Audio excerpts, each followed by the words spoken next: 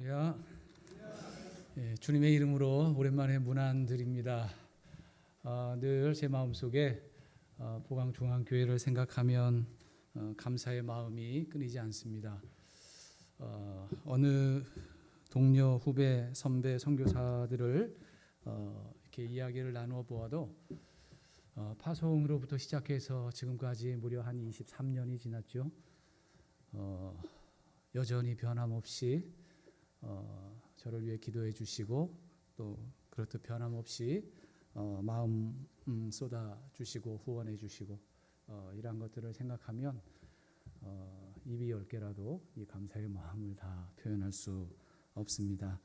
오늘 특별히 선교 보고로 이렇듯 말씀 전할 수 있는 기회를 오늘 특별히 마련해 주셔서 너무 감사한 마음이고, 오늘 말씀을 곰곰이 생각하면서 이제까지 여러분들에게 선교 사역에 대한 보고를 오롯이 이렇게 한 적은 없었던 것 같아요. 그런데 또 그 생각을 하다가 그러면서 저의 삶과 또 제가 경험하고 있는 지금의 형편들을 또 함께 나눌 수 있는 기회도 또 없었던 것 같고, 그래서 오늘 말씀을 이렇게 생각을 해봤습니다. 저의 지금의 근황을 먼저 좀 말씀드리고, 또 여러분들이 지금도 기억하고 기도해 주신 분들이 계실 거예요. 저희 자녀들 위해서 지금의 형편이 어떤지, 그 일을 통해서 하나님은 저에게 어떠한 생각과 또 선교의 방향을 바꾸어 주셨는지, 그런 저의 근황을 함께 나누고, 그리고 또 이렇게 기도 편지를 쓰다 보면 제가 이 용어 저 용어를 이렇게 쓰다 보면 이거를 이해하실까 이런 생각이 좀 들어요. 그래서 사역의 대략적인 어떤 틀로서 무엇을 하고 있는지 그 내용을 잠깐 설명을 드리고, 오늘 본문이 오늘 저에게 주시는 의미, 또 여러분들의 삶에 하나님께서 새로운 방향을 또 의미를 전달해 주기를 바라는 마음으로 이렇게 세 가지를 오늘 한번 나누어 보고자 합니다. 시간이 좀 촉박할지 모르겠어요. 네, 최대한 빨리 한번 해보도록 하겠습니다. 요즘 저의 근황을 먼저 좀 말씀드리면, 중국의 비자 제한 정책으로 인해서 부득이하게 나올 수밖에 없었습니다. 그것이 벌써 한 4년, 5년이 됐네요. 정말 그간의 상황들 들어왔을 때 저의 상황들은 정말 깊은 상실감과 허탈감으로 사실 정말 견디기 어려웠습니다. 18년에 중국 선교사로서의 삶, 그렇게 꿈꾸고 그렇게 그곳에 가기를 원했던 그 땅에서 18년 동안의 삶을 어느 날 아침 정말 가방 하나, 캐리어 하나에 다 정리를 하고 갑작스럽게 한국을 들어오고 나니까 내가 뭘 한 걸까? 18년 중국에서 선교한다고 내가 애썼던 것은 과연 무슨 의미가 있었던 걸까? 이러한 회의감과 상실감이 저의 마음을 정말 힘들게 했었습니다. 게다가 아이들은 돌아올 생각을 하지 않고, 정말 부끄럽습니다만 아이들을 건드리면 나오는 것이 세상과 사람들을 향한 적개심, 분노, 이러한 말들과 이러한 태도가 쏟아져 나오는 것을 보면서 어떻게 할 방법을 찾지를 못했습니다. 그리고 또 생각해 보니 거기에 저의 노후는 아무것도 준비되어 있지 않고 50대 후반이 되니까 정말 노후 문제가 현실적으로 저에게 다가오더군요. 근데 연금을 들어놓은 것도 없고, 교회에 마련해 주신 퇴직금은 죄다 빼다가 사업한다고 비즈니스 한다고 다 넣어놓고 지금도 대출금을 갖고 있습니다. 그러니 아이들에게 저는 짐이 될 수밖에 없는 존재로구나, 이 생각에 미치니까 정말 죄송합니다만 박스를 줍는 어르신들을 보는 그 마음이 나의 미래인 것 같아서 정말 마음이 또 힘들고 무너졌더랬습니다. 돌아갈 선교지도 없어졌고 어떻게 해야 될지 막막한 그러한 시간들을 한 2년, 1년 정도를 지냈었던 것 같아요. 그러니 할 수 있는 건 뭘까요? 뭐 기도를 열심히 하면 좋겠는데 사실 기도도 잘 나오지 않더군요. 그래서 아내와 함께 뒷산을 계속 산책을 하면서 하나님, 제가 어떻게 해야 될지 길을 열어주시기를 위해서 그렇게 기도했었습니다. 그러다가 하나님께서 태국으로의 길을 하나님께서 이제 열어주셨습니다.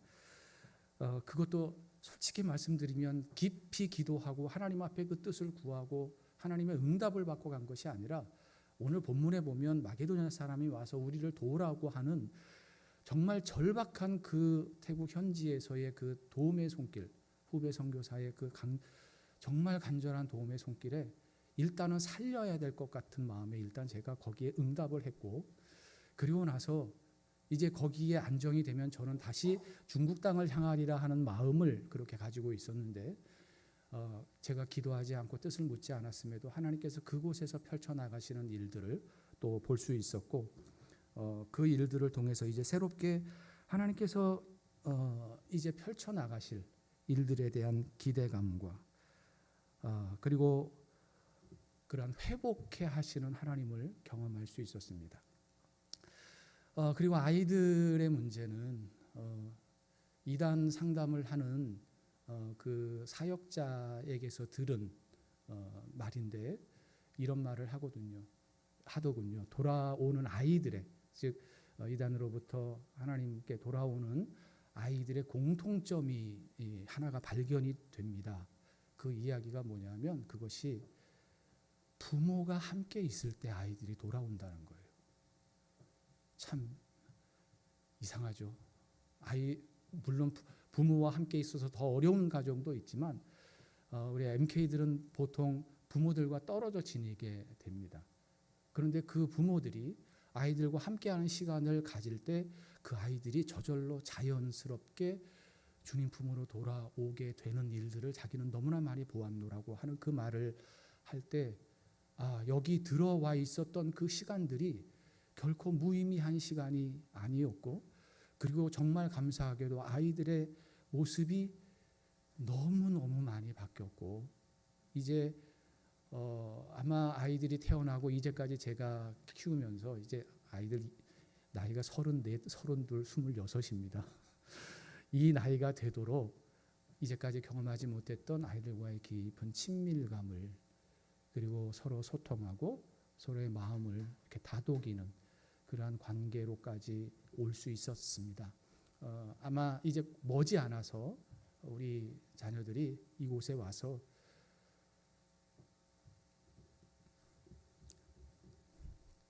여러분들의 기도에 대해 감사하다는 그때가 분명히 오리라 그렇게 믿어 의심치 않습니다.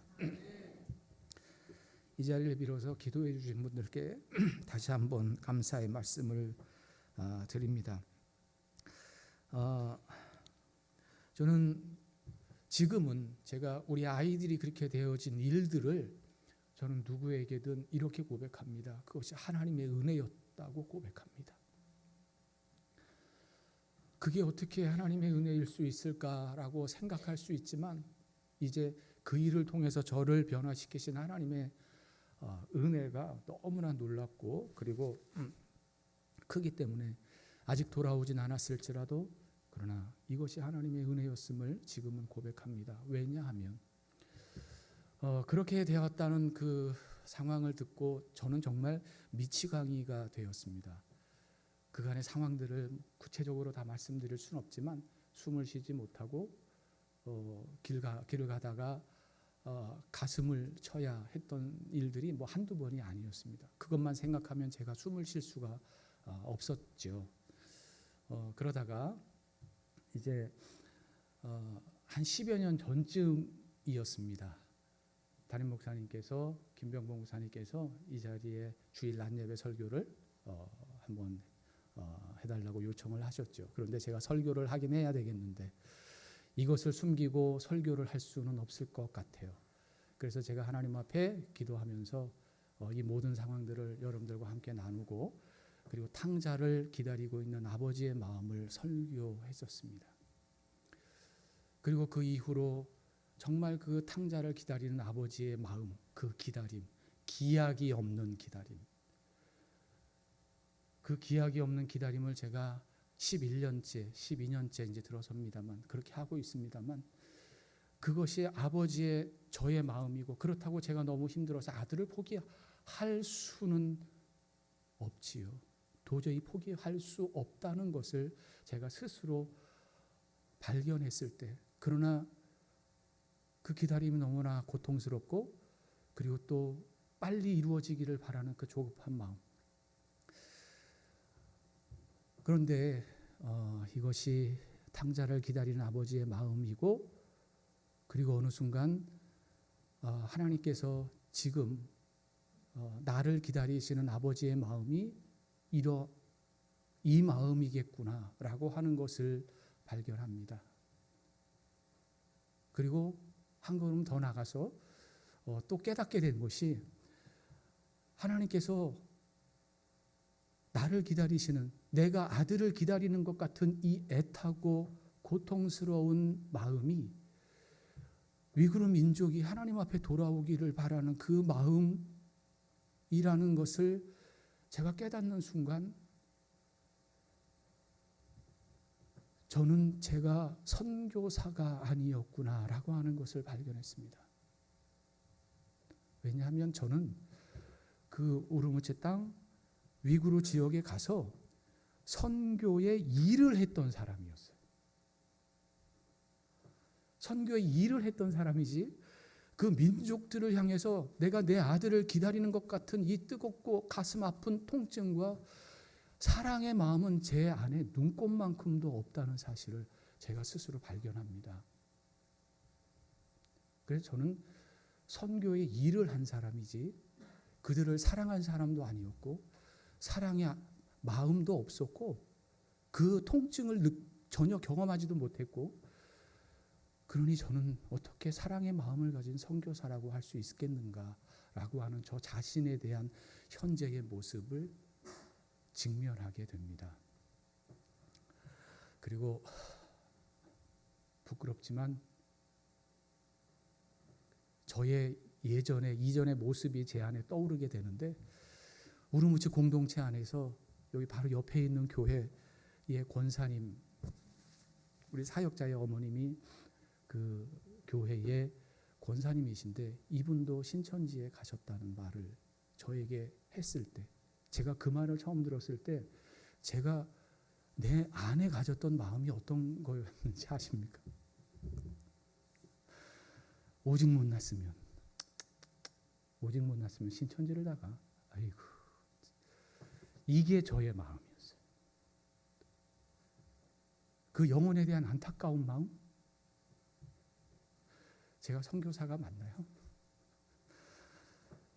제가 그렇게 생각했던 지난날의 저의 모습 내가 내 아들을 거기에 보내놓고 나니까 거기에 있는 30만 명의 영혼이 제가 책임져야 할 내가 가슴에 아파해야 할 하나님의 마음이었고 그리고 그 하나님의 마음을 제가 비로소 제 아들을 거기에 보내놓고 나니까 깨닫게 되더군요. 그래서 제가 그 이후로 위구르 민족을 생각하면 그리고 거기에 있는 영혼들을 생각하면 제가 일부러 하려고 하는 건 아닙니다만 성령께서 제 안에 그러한 마음을 주시는 것 같아요. 가슴이 아픕니다. 어느 날 여호와 증인 겨울 초겨울에 여호와 증인을 두 형제가 가판대를 앞에 세우고 추운지 이렇게 웅크리고 그 자기들 책자를 팔고 있는 모습을 보았습니다. 예전 같았으면 제가 어떻게 보았을까요? 아이고, 저 여호와 증인들 좀 이렇게 보았을 텐데 제가 그 마음을 갖고 나니까 제 아들이더군요. 추워서 아마 동복은 없었겠지요. 얇은 하복 양복을 입고 추워서 그리고 웅크리고 그것을 팔겠노라고 하는 그 아이들을 보니까 마음에 걷잡을 수 없는 아픔이 와서 아이고 추운데 고생이다. 우리가 하나님의 마음을 가지면 정말 바뀌는 것 같아요. 제가 그러한 마음이 없었습니다. 그러니까 저는 스승은 되었을지 몰라도 아비는 되지 못했던 저 자신의 모습을, 그 모습을 저희 아들의 이 사건을 통해서 깊이 발견하게 되었습니다. 그리고 난 이후에 아이들의 마음을 제가 이제 들여다보기 시작했는데, 아이들의 마음을 이해하고 들여다보게 되니까 그 모든 일의 근원은 아이들이 아니라 바로 저에게 있었음을, 아이들의 그 깊은 외로움을 제가 헤아려 주지 못했었던, 이 아이들은 저에게 그 자신의 외로움을 말할 수가 없었어요. 왜냐하면 자기의 그 마음을 이야기하면 안 그래도 힘든 엄마 아빠의 마음을 더 힘들게 할까 봐 그것을 말하지 못했고, 그리고 그것을 그 안에서 그냥 사귀고 있었는데, 이 외로운 마음을 걔네들이 와서 그 외로움을 통해서 데려간 거죠. 그 마음을 제가 헤아리지를 못했어요. 그러니 얼마나 참 어리석은 사람이었는지 돌아보게 되었습니다. 그래서 이제는 제가 고백하건대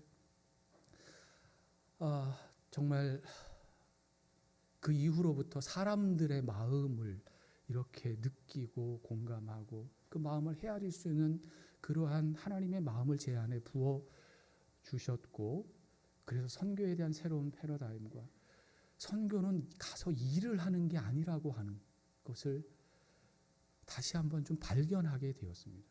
가서 그들을 얼만큼 사랑하고 얼마나 내가 주님의 그 사랑 안에 거하는가, 그리하면 너희가 내 제자인 줄 알리라 하는 말씀처럼 가서 열심히 복음을 증거하기도 해야 되겠지만, 그보다 먼저 내가 나의 존재가 하나님의 사랑 가운데 거하고 있다는 그 사실이 무엇보다 중요함을 다시 한번 깊이 발견하게 되었습니다.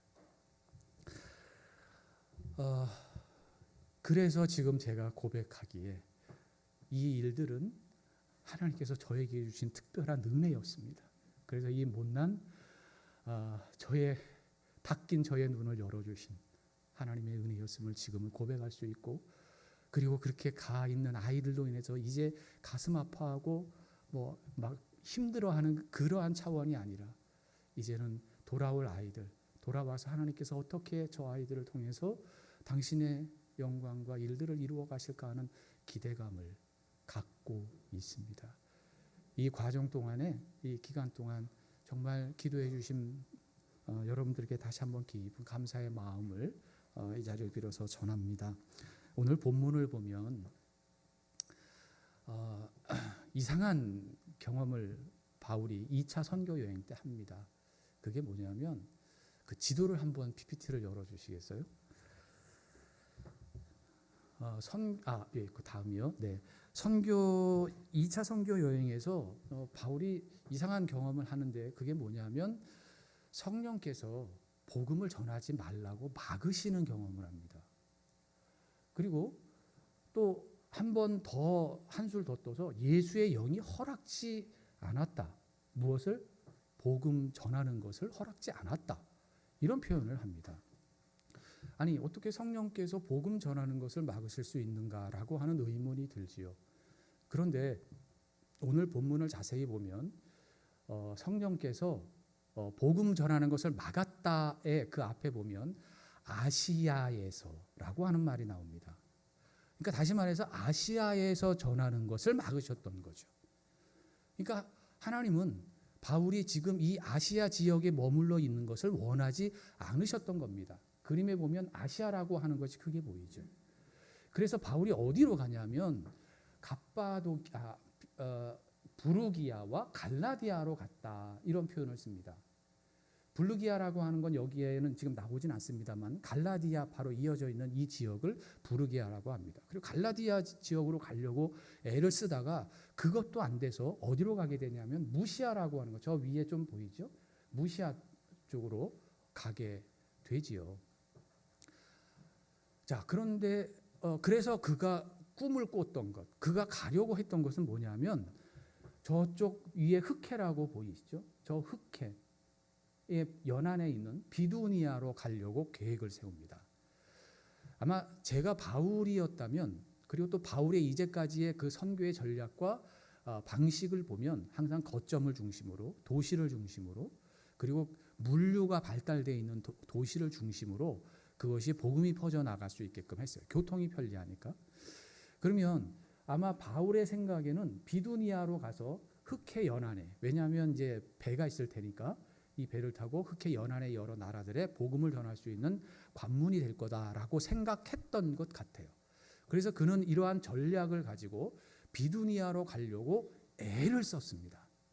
애쓰되라고 하는 표현이 나오죠. 그런데 이것을 예수의 영이 허락지 아니하는지라 이렇게 말씀하십니다. 이것도 길이 막혔습니다. 그래서 그가 어디로 가냐면 할 수 없이 이르게 된 것이 저기에 화살표 부분 드로아라고 하는 곳에 이르게 됩니다. 드로아라고 하는 곳에 이르게 되어서 이제 그가 어느 날 밤 이제 잠을 자는지 뭐 환상을 보는지, 환상이란 표현을 하고 있어요. 환상을 봅니다. 환상을 보는데 마게도냐 사람이 손짓하여 이리 와서 우리를 도우라라고 하는 환상을 보고 이게 주의 뜻인가 보다 하고 그가 배를 타고 밤빌리아로 네아폴리로 해서 빌립보로 가게 되지요. 자, 이것이 오늘 본문의 내용입니다. 자, 그러면 이것이 오늘 선교 역사에 있어서 어떠한 의미가 있냐면 처음으로 복음이 바로 아시아에서, 즉 이 아시아 대륙에서 유럽 대륙으로 넘어가는 그 터닝 포인트가 되는 지점이죠. 그래서 마게도냐는 오늘날의 유럽 대륙입니다. 비두니아는 하나의 주 정도라고 볼 수가 있겠죠. 넓은 지역, 지방을 의미하는데 여기에 보면 하나님과 바울의 선교에 대한 관점과 방식이 완전히 대비되고 있는 것을 볼 수가 있어요. 그러니까 바울은 눈앞에 있는 일을 봅니다. 눈앞에 보여지는 지도, 눈앞에 보여지는 현실을 생각하고 그리고 전략을 꿈꿉니다. 그리고 현재 당장 이룰 수 있는 것들에 그의 모든 초점이 맞추어져 있는 것을 보게 돼요. 그런데 하나님은 어떻게 하시냐면 지금 당장 그 지역, 바울이 꿈꾸고 있는 전략적으로 중요한 그 지역이 아니라 하나님은 역사 속에서 바라보고 계십니다. 미래의 일들을 보시고 그리고 이 복음이 이제 유럽으로 가서 유럽과 로마와 그리고 넘어서 청교도 혁명으로 해서 이제 미주 북미까지 가는 그러한 일련된 시간을 초월한 하나님의 역사 속에서 하나님은 여기에서 지금 방향을 지시하고 계시는 거예요. 그렇게 볼 때 우리는 언제나 무엇을 봅니까? 눈에 보이는 것, 현재 내가 이룰 수 있는 것, 이것에 우리의 모든 초점이 맞추어져 있죠. 그러나 하나님이 하시는 일은 그렇지 않다는 겁니다. 하나님은 역사 속에서, 미래 속에서, 시간 속에서 하나님께서 이루어 나가실 일들을 꿈꾸고 그 일들을 실현시켜 나가신다는 거죠. 그런데 이제 여기에서 문제는 뭐냐면 그러면 왜 우리는 하나님의 뜻을 잘 모를까? 저도 몰랐습니다. 왜냐하면 저의 전략이 있었기 때문에. 저는 이 이슬람을 이제 미래에 만나게 되고 이 이슬람을 어떻게 극복하고 중국 교회로 하여금 이 일들을 극복할 수 있게 할 것인가라고 하는 것은 저의 생각이었어요. 그리고 그것을 향후 10년에 이루어 가실 거라고 하는 전략을 갖고 사실은 우르무치로 갔습니다만 지금 결과는 어떻습니까? 거기 있는 선교사님들 전부 다 나왔어요. 거의 한가 정도 지금 남아있지 않습니다. 그러나 그 시간이 무의미하다는 의미는 절대로 아닙니다. 분명히 하나님은 그 일들을 통해서 중국 교회들을 보이지 않는 탄압 속에서 분명히 키워나가실 겁니다. 그러나 우리가 꿈꾼다 한들 하나님의 계획은 우리의 눈에 보이는 것과 다르다는 거죠. 분명 하나님은 미래에 당신의 계획을 분명히 제가 머물렀던 그 땅 가운데서 분명히 이루어 가실 것입니다.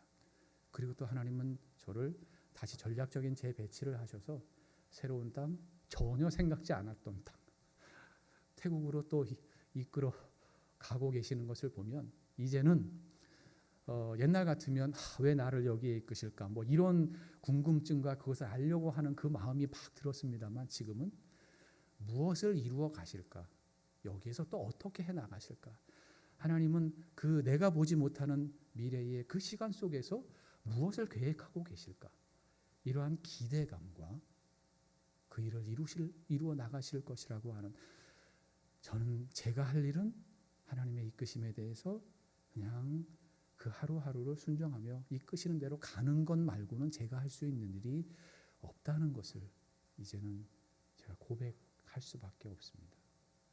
하나님의 일하시는 방식은 그렇잖아요. 우리가 경험하는 하나님이 그렇듯이 뭔가를 이렇게 바울에게 내가 마게도냐로 너를 이끌어 갈 텐데, 내가 마게도냐로 너를 이끌어 가는 거는 이러이러한 계획이 있고 이렇게 해서 앞으로 내가 이렇게 할 거야 라고 자세하게 그를 이해시키시고 설득시키셨으면 바울이 힘들지 않았을 거예요. 그죠? 그런데 하나님이 그렇게 자세하게 이해를 시키시던가요? 우리의 삶에 경험했던 하나님이? 그러신 적은 거의 없었던 것 같아요. 그냥 탁 말씀하세요. 그리고 거기로 가기까지는 몹시 힘이 들어요. 이해할 수가 없어요. 그래서 무슨 과정을 거칩니까? 낙심의 과정을 거치고 불순종의 과정을 거치고, 그리고 정말 참담한 아주 어려운 그러한 과정을 거치게 되지요. 그런데 아마 모르게 몰라도 사도 바울이 원체 자기의 이 관점이 너무나 투철해서 하나님이 말씀을 안 하셨을 수도 있어요. 우리도 그렇지 않습니까? 너무 강하면 하나님 말씀 안 하시잖아요. 그렇기에 우리가 할 일은 뭐냐면 바로 하나님 저에게 원하시는 것이 이건지 정말 하나님 앞에 매일마다 묻고 그 뜻을 따라가는 것, 그것이 오늘 우리들이 해야 하고 승리할 수 있는 가장 빠른 그리고 아름다운 열매를 맺을 수 있는 바로 첩경이 아니겠는가, 그런 생각을 해봅니다. 비두니아의 꿈이 무너질 때 하나님은 마게도냐를 예비하셨습니다. 그런데 이 마게도냐는 언제 발견이 될까요? 비두니아의 꿈이 무너질 때 비로소 드러납니다. 혹시 여러분들이 갖는 비두니아의 그 꿈이 있으실지 모르겠어요. 그리고 비두니아로 가고자 애쓰고 계시는지는 모르겠어요. 그러다가 드로아로 가실지 모르겠습니다만, 드로아에 갔을 때 비로소 마게도냐의 유럽 대륙이 그리고 로마가 그의 앞에 펼쳐지게 되었습니다. 이러한 마음으로 내일 저는 태국으로 또 하나님께서 어떻게 저에게 이 마게도냐의 꿈을 주실지, 이 아시아 전체 땅을 품게 하실지 기대감이 있습니다. 전혀 낯선 곳으로 가긴 하는 겁니다만, 그래도 저의 꿈이 아니라 하나님의 꿈을 쫓아 그렇게 저의 갈 길을 가고자 합니다. 계속해서 기도해 주시고, 그리고 또 기도해 주시면 거기에서 또 하나님의 아름다운 일들을 이루어 갈 것이고, 그리고 아직까지 그 있어야 될 때 어렸을 적 부모들이 필요한 때 그 같이 있어주지 못한 그 보상 심리가 34, 32 먹은 우리의 아이들에게 아직 완전히 채워지지가 않아서 제 아내는 아이들과 당분간 계속 아이들의 마음을 보듬어주고 일단 저만 들어가서 그렇게 잠시 떨어져 있으면서 하나님의 일들을 해나갈 예정입니다. 우리 아이들 위해서도 기도해 주시고요. 그리고 또 그곳에서 우리 후배 선교사님들을 제가 잘 다독이고 하나로 만들어서 정말 그곳에서 하나님의 크신 일들을 또 어떻게 펼쳐나가실지 그 일들을 여러분들에게 함께 나누고 보고하는 때가 속히 오게 되기를 간절히 바랍니다. 사역에 대한 내용은 제가 말씀드리고자 했는데 시간이 좀 너무 많이 간 것 같아서 그냥 이것은 접도록 하겠습니다. 우선 선교부 우리 선교부원들과 기회가 되는 대로 계속적으로 함께 나누도록 그렇게 하도록 하겠습니다. 함께 기도하겠습니다. 하나님 은혜를 감사합니다. 바울에게 그를 위해 중보하는 수많은 선교의 동역자들이 있었고 기도의 여종들이 있었고 또 그의 필요를 채우는 교회들이 있었던 것을, 그래서 바울이 바울 될 수 있었던 것을 기억합니다. 하나님, 사랑하는 귀한 보광중앙교회를 하나님 이 땅에 오래전에 세우시고 또 함께 하나님의 귀한 타문화 선교의 일들을 감당하게 하시고 또 만나게 하시고 또 이렇듯 오랜 세월 함께 동역의 길을 함께 갈 수 있게 하시니 이 큰 은혜를 어찌 감당할지 모르겠습니다. 주님, 사랑하는 재단을 주께서 축복하시고 하나님, 교회가 더 하나님 앞에 하나님의 마음을 따라 그렇게 이 땅의 영혼들을 섬기고 이 세계의 영혼들을 구하는 귀한 재단으로 하나님 세워주시고 또 함께 동역할 때 하나님의 놀라운 생명의 열매들, 하나님 나라의 통치가 정말 각자의 사는 삶의 현장 속에 임하는 놀라운 일들을 하나님께서 이루어 주시옵소서. 하나님, 비두니아의 꿈이 무너질 때 하나님은 마게도냐의 대륙을 예비하고 계시는 하나님이심을 오늘 우리가 말씀을 통해 깊이 깨달았습니다. 하나님, 비두니아로 가고자 애쓰는 저희들이 되지 않도록 도우시고 하나님의 뜻을 쫓아 새로운 땅 마게도냐를 향해 방향을 전환할 수 있는 용기를 우리 모두에게 허락하여 주시옵소서. 이 모든 말씀을 예수 그리스도의 이름으로 기도드리옵나이다. 아멘.